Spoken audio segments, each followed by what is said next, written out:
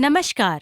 एक अनुमान है कि भारत के ग्रामीण क्षेत्रों में प्रति व्यक्ति प्रतिदिन करीब 55 लीटर से अधिक पानी की खपत होती है। पीने और खाना बनाने के अलावा इसमें नहाने, कपड़े और बर्तन धोने जैसे काम शामिल हैं। फिर यहाँ से निकला अपशिष्ट जल जाता कहाँ है, किस रूप में जाता है और इसका नुकसान क्या है? इन सवालों का हल है तरल अपशिष्टों का प्रबंधन। अरे ये बिजली को भी अभी गोल होना था। क्या प्रबंधन के बारे में बता रही थी वो, पता नहीं। अरे जाओ, थोड़ा घूम के आओ। हमेशा टीवी के सामने चिपके रहते हो। और हाँ, लौटते समय कुछ सब्जी लेते आना। वाह वाह देवी जी वाह, काम करवाना है तो घूमने जाने का सलाह देती हो। लाओ, लेकिन मैं एक बात साफ साफ बता देता हूँ, मैं ये भांटा लेकर नहीं आऊंगा। अरे यार, रोज रोज एक ही सब्जी खिलाती हो।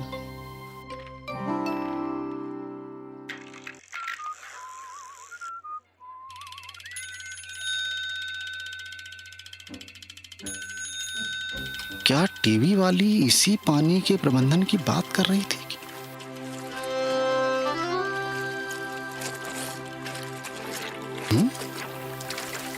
अच्छा, हाँ, ये सब गंदगी। हाँ, अच्छा, ठीक ठीक।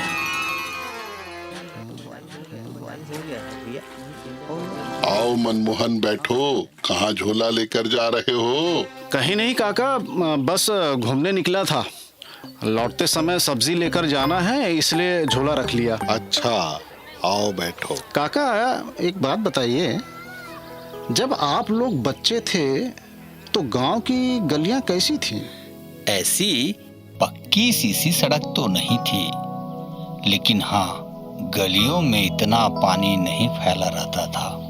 ठीक कहे मंडाखन, सबकी निस्तारी तालाब और बंधवा नरवा से हो जाती थी तो घर में पानी की कम जरूरत पड़ती थी। अब पहले सबके पास बाड़ी भी थी तो घर का पानी गली में आने के बजाय बाड़ी में जाता था। हाँ, पहले सिर्फ 2 कुएं थे, उससे सब लोग सिर्फ पीने का पानी ही लेते थे, बाकी काम तो तालाब से चल जाता था।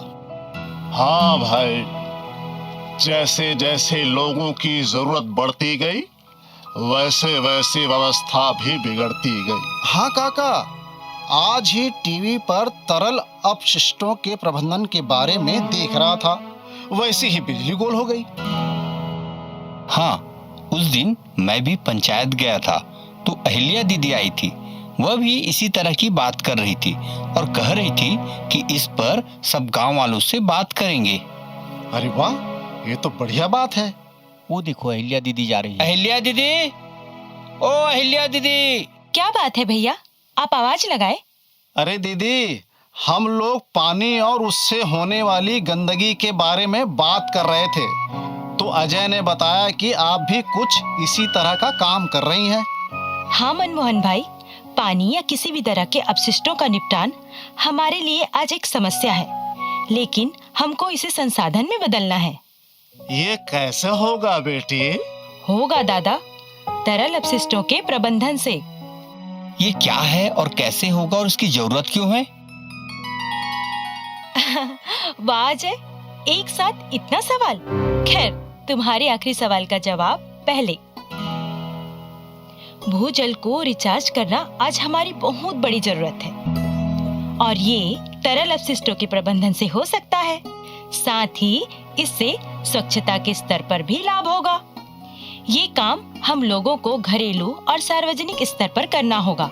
और हाँ, हम लोगों को ग्रे वाटर यानी नहाने, कपड़ा बर्तन धोने जैसे कामों से निकले अपशिष्ट और ब्लैक वाटर यानी मल युक्त पानी के लिए अलग अलग तरह से प्रबंधन तकनीक को अपनाना होगा।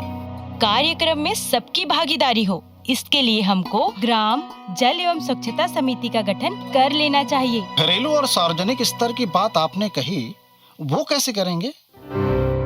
घरेलू स्तर पर अपशिष्ट प्रबंधन का एक प्रमुख घटक सोख्ता गड्ढा या किचन गार्डन है। घरों से निकलने वाले अशुद्ध जल, ग्रे वाटर को सोख्ता गड्ढा या किचन गार्डन यानी बाड़ियों में भेजा जाता है। इससे पानी का इस्तेमाल भी हो जाएगा और हमको अच्छी साग सब्जी भी मिल जाएगी। देखा, मैंने कहा था ना, पहले हमारे यहाँ पानी का इस्तेमाल बाड़ी के करीब ही होता था। हाँ बिल्कुल सही, एकदम बिल्कुल ठीक सही है। बोला है। सही कहा दादा, हमारी बहुत सी पुरानी व्यवस्था बहुत अच्छी थी। उसी में अब थोड़ा और तकनीक को जोड़कर और बेहतर करने की कोशिश की जा रही है। दीदी, आपने तो घरेलू स्तर पर निपटान के बारे में बताया, और सामुदायिक का? सामुदायिक जल संसाधनों के करीब स्कूलों और दूसरे शासकीय भवनों में तरल अपशिष्ट प्रबंधन के अंतर्गत सामुदायिक सोख्ता गड्ढा या विभिन्न चरणों में शुद्धिकरण के लिए देवार्स पद्धति को अपनाया जा सकता है। सोख्ता गड्ढा बनाकर तरल अपशिष्टों का प्रबंधन किया जाना चाहिए। आपकी बातें सुनकर लग रहा है कि हमारे गांव में आज से ही तरल अपशिष्ट प्रबंधन की शुरुआत करनी चाहिए। बिल्कुल सही कह रहे हो भाई। ऐसे ही सबकी भागीदारी रहेगी तो हमारा गांव स्वच्छ, सुंदर और भरपूर पानी वाला गांव हो जाएगा। एकदम सही बात बेटी।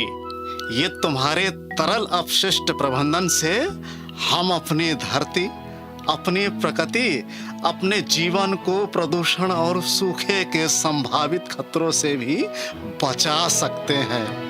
बिल्कुल दादा, आज ही इसके लिए योजना बनाते हैं और सभी को इस मुहिम से जोड़ते हैं।